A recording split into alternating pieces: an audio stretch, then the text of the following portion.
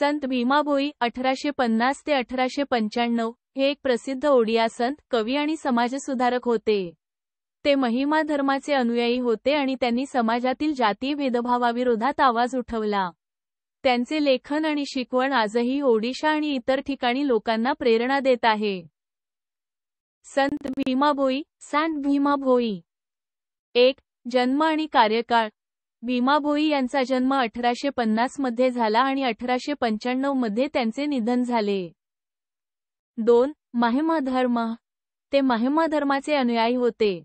महिमा धर्म हा ओडिशातील एक एकेश्वरवादी, एका देवाची भक्ती करणारा धार्मिक पंथ आहे. 3. समाजसुधारक. भीमा भोई यांनी समाजातील जातीय भेदभावाचा विरोध केला आणि सर्वांना समानतेने वागवण्याची शिकवण दिली. 4. कवी.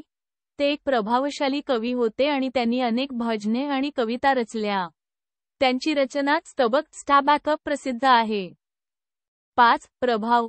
भीमा भोई यांच्या शिकवणीमुळे ओडिशातील लोकांच्या जीवनावर आणि संस्कृतीवर मोठा प्रभाव पडला आहे. 6. आजही स्मरणात. आजही त्यांचे अनुयायी त्यांना आदराने स्मरण करतात आणि त्यांच्या कार्याचा गौरव करतात. आणि 7. भोई समाज. भीमा भोई यांच्या कार्यामुळे भोई समाजात त्यांचा विशेष आदर आहे. त्यांच्या जयंतीनिमित्त अनेक ठिकाणी कार्यक्रम आयोजित केले जातात, असे एका वृत्तसंस्थेने म्हटले आहे.